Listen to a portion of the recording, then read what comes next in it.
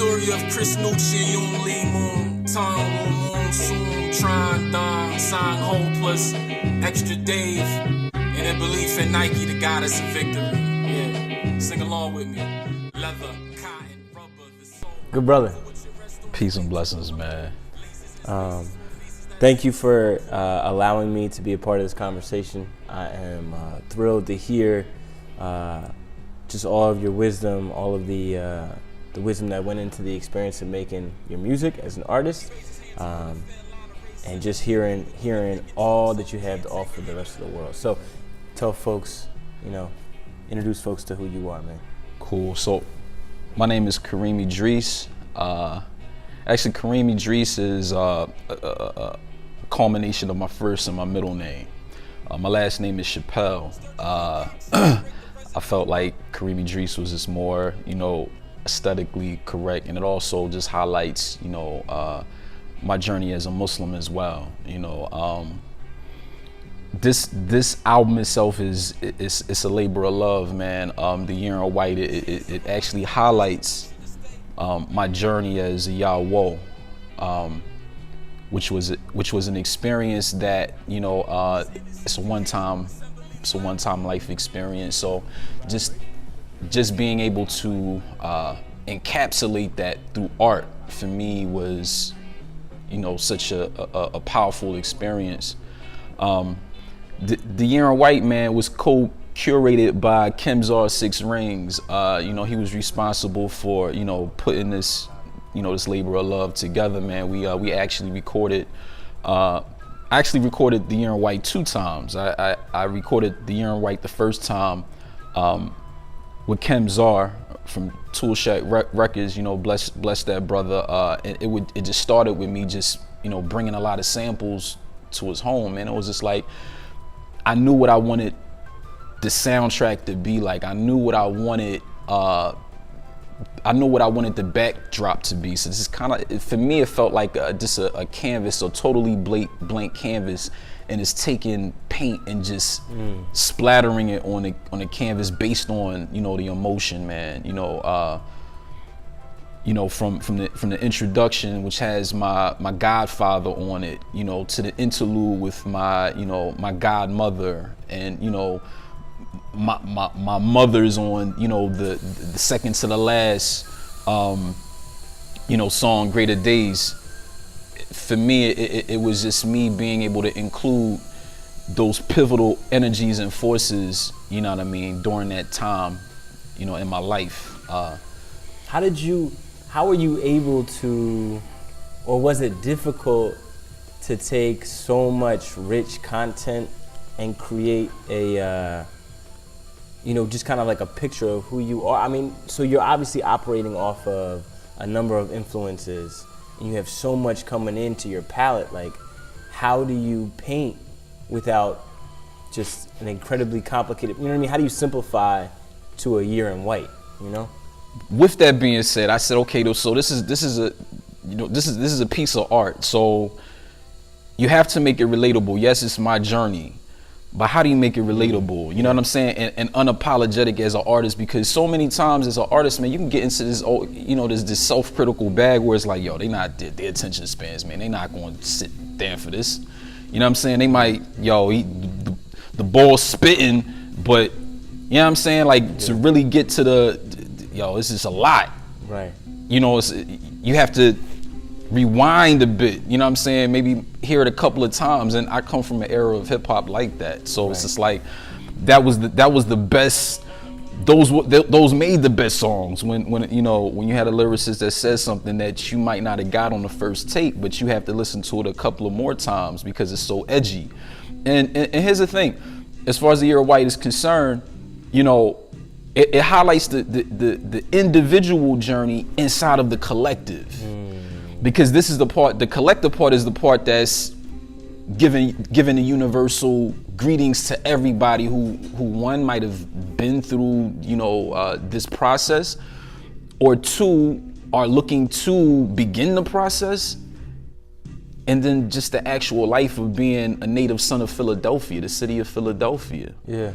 You know what I'm saying? And though I'm a world traveler and I've been around the world, I'll always be a native son of Philadelphia. Yeah. You know what I mean? So just that rich culture and artistry and music and jazz, and I can't, even when it comes to like, you know, really classifying this album is kind of it's interesting, because it's like, okay, it's hip hop, but it's spoken word, but yeah, it's griotism, but yeah, it's also visually painting scenes and concepts, because even when you get into I'm looking over my shoulder, man, which tells a real story about Keenan, you know, and his sister, and, you know, trapping. You know what I'm saying? And what does that look like? You know what I'm saying? You know, when do you get out of the game? You know what I mean? When do you know that you've had enough of the game? Because it's all a game. So I'm really curious about so the storytelling aspect is something that comes through in all of your music. Yeah. Where did the stories come from? So the stories come from my life, and they come from, you know, other lives that I've viewed that were, you know, closely related to me. You know, my grandfather, you know, Dennis E. Robinson, also known as Fatty Gary Ibaye, he used to always say that, you know, a wise man learns from others' experiences, but a fool learns from his own. You know what I mean? So just seeing, you know, a lot of people going through changes at different times in my life, I feel as though I needed to honor that story, and also honor the stories of people who are not even, you know, here in the physical anymore. They've transcended to another realm, you know. So it's paying homage to them. You know, Ibaye Justin Mitchell. Justin Mitchell was not only my brother, man. He was the first cat that I was in a group with, and we went to Lincoln University. You know what I'm saying?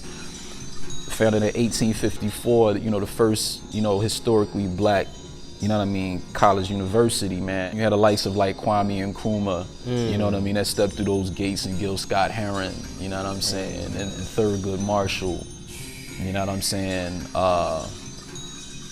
which is one of my brothers. So here's the thing, man. Justin Mitchell, man, we did this before, and it's like, you know, me myself, I've always been like just like a spiritual astronaut, man. I'll be on something, and then I just elevate from there, and that in itself is unapologetic, because you have certain people that hold you to a certain standard, but you're boundless energy, and being able to highlight these different, you know, travels in my life, man. You know, this is my gift to the people, you know what I mean, who've been wondering how things were, you know, living in Mecca for 6 years, how things were, you know, going to Cuba to be initiated as a Yoruba priest, you know what I'm saying, what this looks like being a husband and a father, you know what I'm saying. So this is what this album encapsulates, you know what I'm saying. I'm just, you know, I look at the greats and the masters, man, that have come before, and how they live eternally, man. You have the Coltrane's, the Davises, the Thelonious Monks and things like that. They live eternally because their music, it awakens a new generation. You know what I mean? So even in their graves, they are doing charity. You know, and that's what I wanted this work to be, you know what I'm saying, when I'm no longer here on the physical plane. Let me ask you this. Yeah. Have you seen someone from a younger generation hear your music? Because I'm wondering, how is your content being taken in by folks that you might not think will be into it? Like, yeah. And that's the magic trick. You know, that's when the magician, he goes into the hat, and the crowd doesn't know what he's gonna pull out. You know what I'm saying? It's always a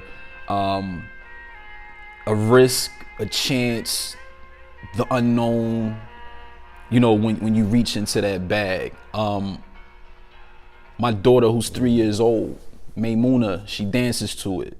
You know, she dances to, you know, the music that I've selected for this album. That for me was an indicator that, you know, regardless of age, regardless of experience, you know what I'm saying, when a vibration or a frequency is, you know, when a vibration or a frequency exists, man, you can tap into it regardless of, you know, where you are. So I don't really listen too much to that, because as an artist, I know that would make me even more critical, you know, just honoring the ancestors, you know, honoring the Orisha.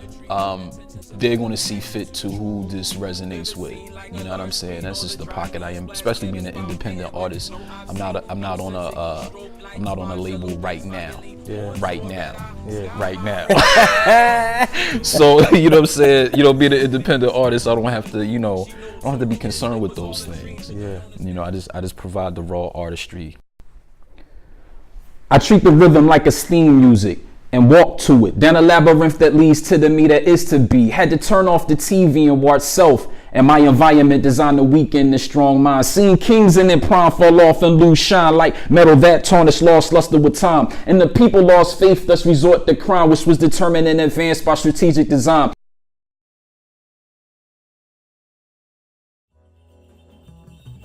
So I was there. I saw you during the Year in White. There was a power that has, I think, transcended that time. But just for the sake of these questions, like if we go back into the Year in White, you know, what was it like being someone who was so publicly this spiritual being? You know what I mean? Like, Right.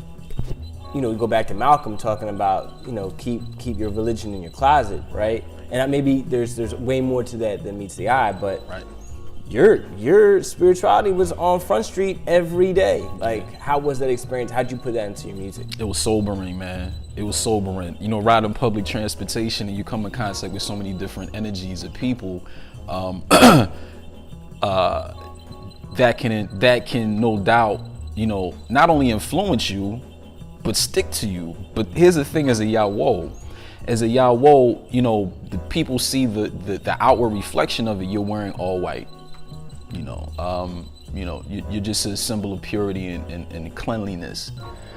But the spiritual aspect of it, a lot of people, they don't know the full spectrum of it, because as a Yawo, you're cleaning your environment. So every environment that I'm in, I'm cleaning it. So when people come in contact with a frequency or vibration or a force of energy like that, that's purifying and clearing, it's almost like you telling somebody you love them and they've never heard that, you know, they've never heard someone tell them that they love them. It's just like it's an uncomfortability that goes with it. So true indeed, it's like, you know, it's sobering, and it's, you know, you're on display. And, you know, being somewhat of an introvert, you know, after a while it became something different. I've developed relationships with people just based off the fact of wearing all white and them seeing me, you know, on a daily basis. You know, so I've actually formed relationships. You know, I'm rolling through the hood, cocaína, you know, Mr. White, you know what I'm saying? You know, Mr. Clean. These are some of the nicknames that I've developed, you know what I mean? But I embraced it and I loved it. So now it's like, when I came out of the Year in White, you had a lot of, you know, people that were just like, yo, what happened to the white? Yeah. Because it was doing something for them at the same time. You know what I'm saying? It's not, you know, it's just like, you know, preparing to see this brother, he's wearing all white, you know what I'm saying? And then all of a sudden, abruptly it stops. So now it's like more focus on who you are. And they want to see the correlation between what was that you were doing in comparison to now. Was the Year in White intended to help purify people through art? That was one of the intentions, but here, this is the deep part about it that you even asked that question. So, my mother in Ocha, you know what I'm saying, which is Ochan La, she told me that I couldn't curse. Now, you know, before I had made priesthood, I'm a pretty well-read guy, man. I have a pretty vast library, and I know the history of curse words, and curse words really don't exist. The only curse word that really exists is damn. When you damn something, you curse it. You know what I'm saying? So when that came up in my etai, it was just like, okay, well, I know that I can't have any curse words in my art because that in some way may, you know, it might block me deriving benefit or block the people who are listening to derive benefit from it, you know. And I've always been a guy, you know, listen, man, I'm with the homies, blah, blah, blah, y'all, yeah. Dude, potty mouth, man. It's like, you know what I'm saying? So it's just like now, it's just like, yo, you have a forum now. What do you do? What do you do with that forum? What do you do with that responsibility?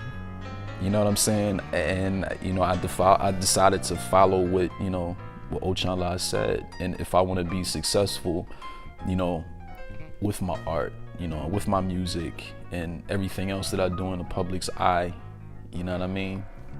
So, yeah. Plus, schools don't cultivate minds, they manufacture machines. And if your memory's weak, they offer you the Marines. Numb to the ethics like anesthetics. Believing the actors are real, cause after the flick, we don't stay for the credits.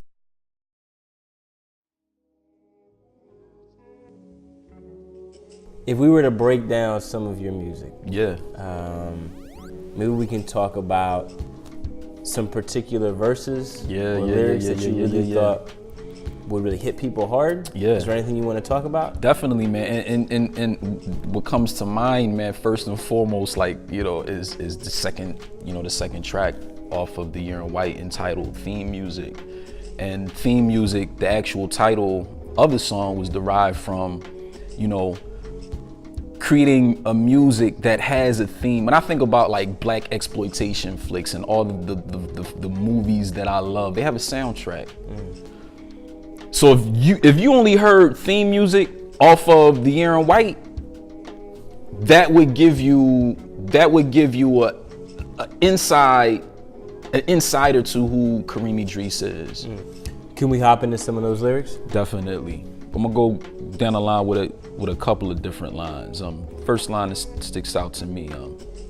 Down the labyrinth that leads to the me that is to be. Okay, down the labyrinth that leads to the me that is to be is a maze that may take you time to see your way out, or even see that, you know, instead of looking at where you are, catacomb with something, catacomb with something else, instead of looking up to find direction, because you're so worried about, you know, what's in front of you. So down the labyrinth that leads to the me that is to be was a message to myself, an affirmation, because all of this is me working towards becoming the greatest me that is to be. It's something that my grandfather always told me. He said, always strive to be the greatest you that is to be. And we're a work in process. So I'm not even who I was yesterday. You're not who you were yesterday. The people who will be in tune to this conversation amongst brothers and friends, they are different. Seen kings in their prime fall off and lose shine like metal that tarnished lost luster with time. Seen kings in their prime. I've seen so many, you know, great young men lose their lives that were peers to nonsense gun violence because of the inability to control emotion. And now as a result of that, you know, someone is no longer here. They've lost their lives. You know what I mean? So seeing kings in their prime fall off and lose shine like metal that tarnished lost luster with time. These times will try you, will test you, will challenge you. Will you be able to maintain the same shine, or will you be tarnished by your environment? It's a fine line.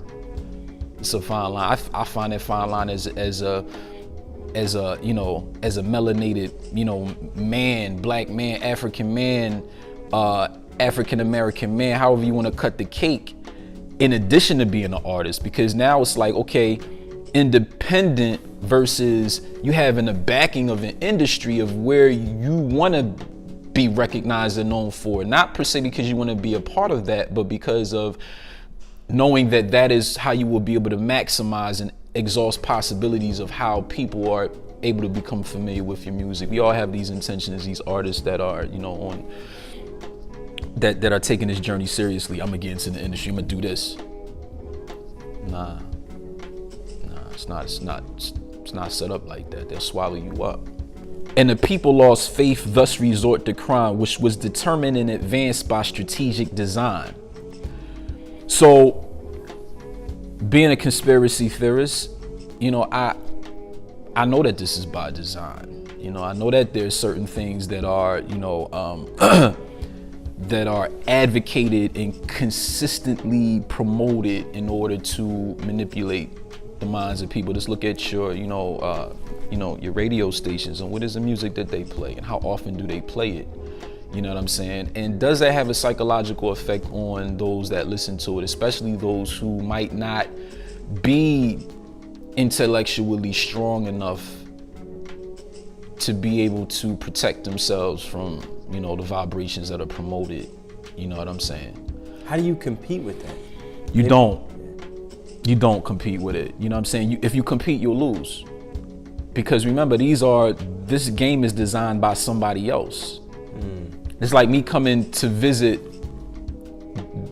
the house of a stranger. I have to ask where the restroom is. I have to ask where, you know, where certain things are, because I'm not familiar with this new environment.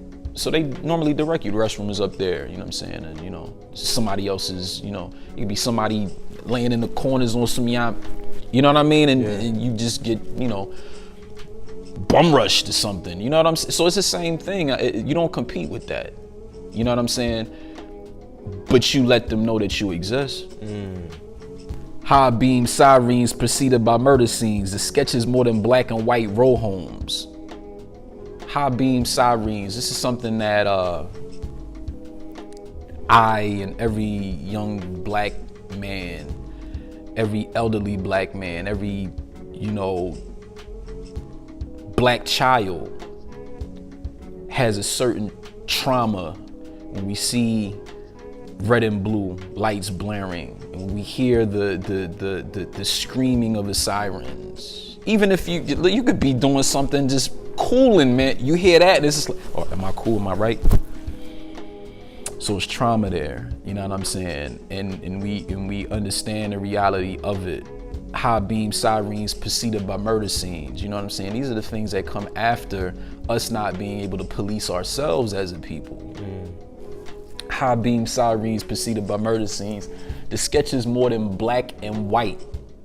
And I actually put row homes at the back of it, so it's like black and white row homes. Row homes are black and white.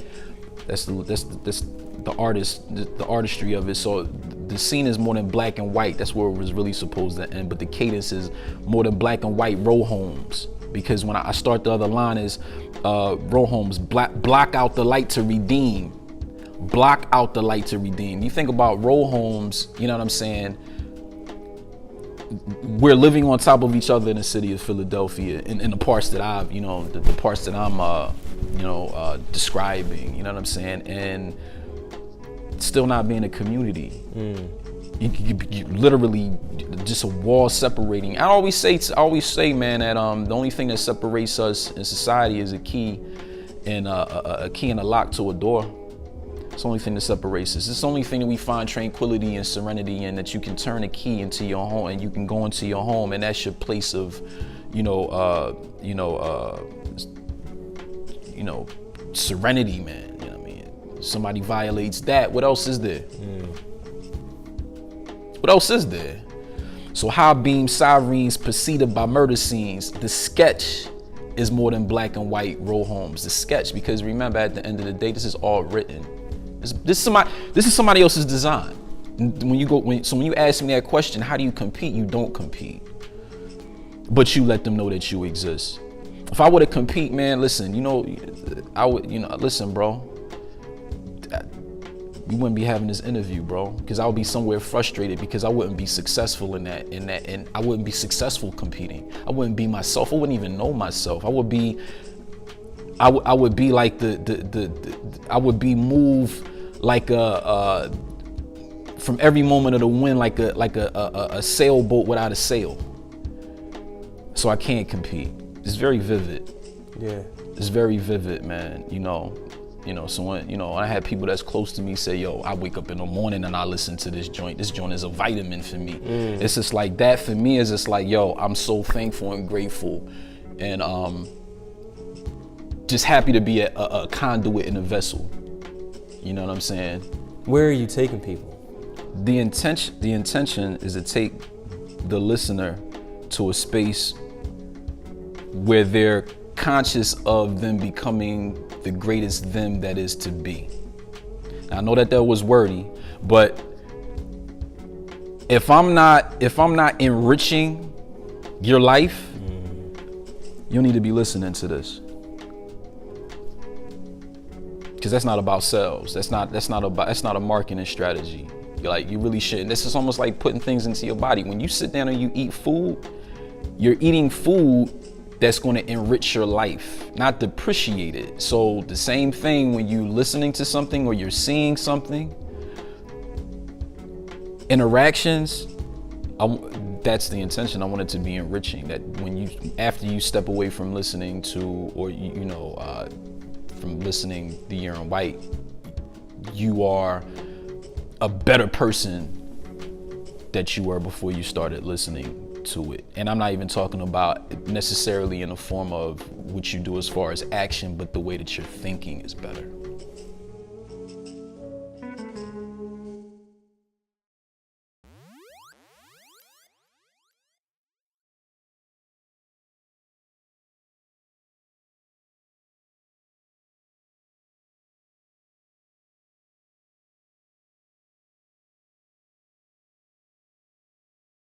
Oh, Philly, for really, they bid our style and sound silly. Every time they rhyme, don't even stop, man. Philly, for really, we're champions in our city. And Bird Gang earn that prize, and it's apparent.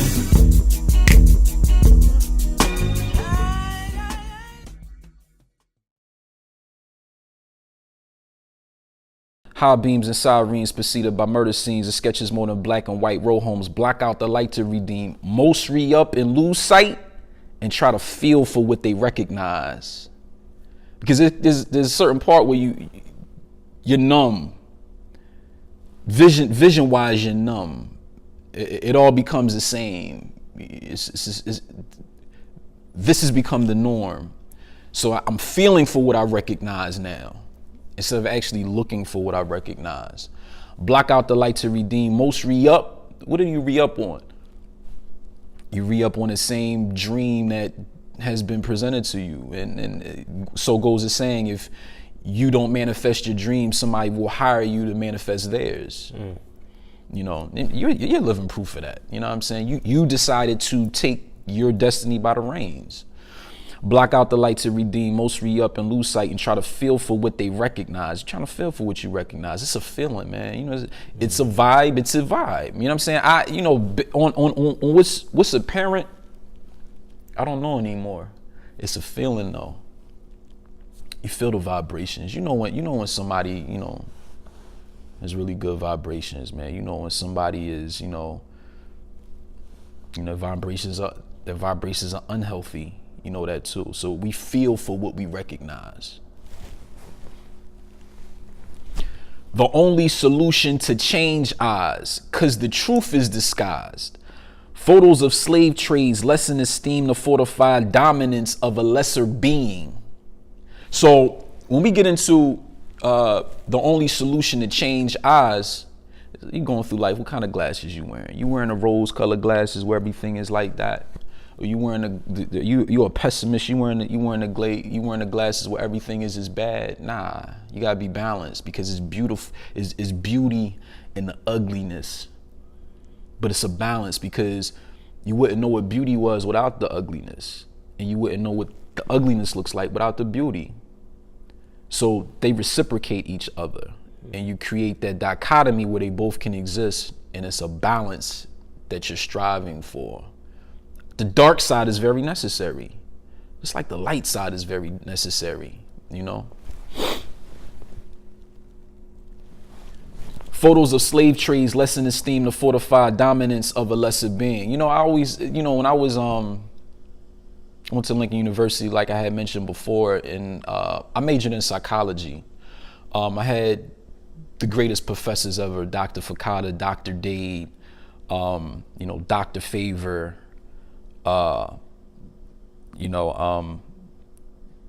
Dr. Ford, these are the professors that stand out to me. You know what I'm saying? Who have had just an integral part in my life. You know, all the professors that I had were great, but these are the professors that for me were the creme de la creme. And you know, I remember being in psychology class, and I remember seeing, like, you know, some of the vessels that transported, you know, African people, you know what I'm saying, and were condensed on the ship and come into the, you know, to the Americas and whatnot. And it's like photos of slave trades, less in esteem, because it's like, you're looking at that, it's just like, man, damn. So anything that I do, let me edit the damn. So anything that we do will be greater than that picture. But that's not enough. It's not enough. I mean, this picture, anything that we do will be greater than that picture, man. And we're kings, we're royalty, we're queens, we're nobility. We created civilizations, but we're amounted to being off the boat, and we're content with that. Photos of slave trades, less in esteem to fortify dominance. Because when you look at that, and your self-esteem now is close to, you know, diminishing because it's being decreased so much. Fortified, you know, photos of slave trades, less in esteem to fortify dominance of a lesser being. This is somebody else's story. And I don't know if you ever saw the Never Ending Story. One of the reference points to that unevolved energy was the nothing, because it's a hype. And if you give attention to it, you actually feed it. So it only exists based off of you paying it attention. I don't care who's sworn in. Because who's sworn in is going to reflect the society of people. If you take who's sworn in out of power, who will you replace them with? It still reflects the people. Right. So my whole thing was photos of slave trades, less in esteem to fortify dominance of a lesser being. I'm lowering that being. And we're not in that, we're not talking about colors that have been given us, like white and black. I'm talking about with those energies that are responsible for a lot of the potential decisions that are formulated to navigate and direct the movement of society.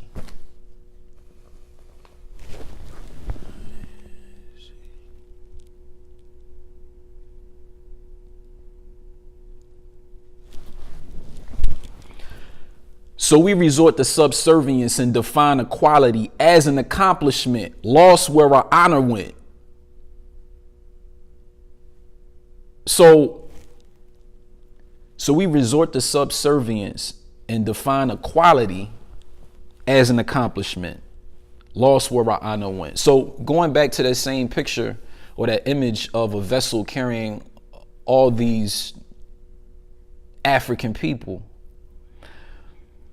and you associating to that, man, with equality, you're doing a whole lot. With equality, you're doing a whole lot.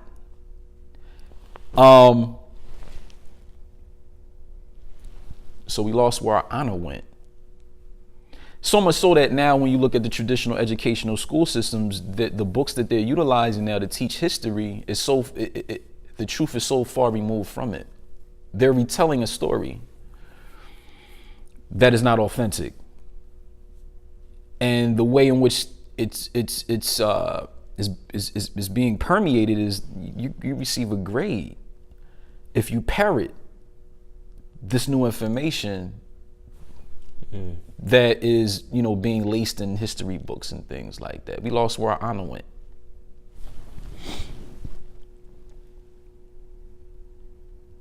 Can I ask you a question? Sure.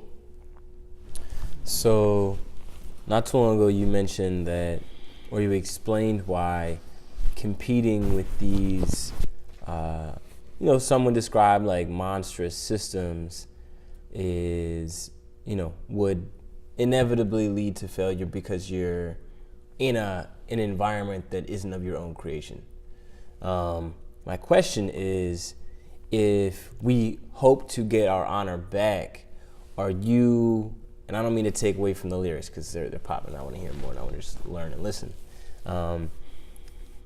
Is there and it's a cliche, but is there a movement that's aligned with what you're talking about, so that you take a parent who this resonates with them? Like, yeah, I don't want my fourth grade child to be subjected to these narratives of subservience, but it's a system that they have no control over. And it's like, how would one who sees some of what you see change?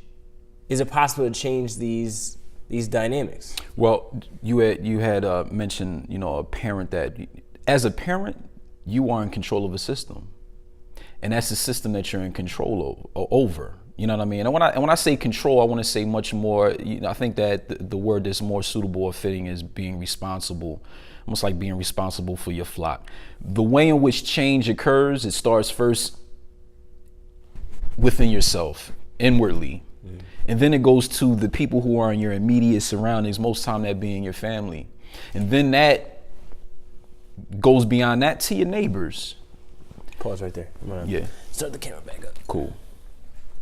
How we looking, bro? Looking good. Good. Let's start it back up. We're a little low on battery here. Okay. So maybe this probably has like 5 more minutes. What I suggest is finish the lyrics. Let's do it. We'll do we'll put the battery back on charge. We'll find the other location. Cool. And I really wanted to answer that question because I had something pivotal I wanted to say. That was a beautiful question, bro. Thanks, bro. All right, it's All good. Right. Hold on. Let me just make sure this one's still on too. Yeah, we're good to go. So change first begins, as an inner working, and then it transfers and translates into your immediate surroundings, which is normally your family or the people that you call your loved ones, your family and relatives and friends.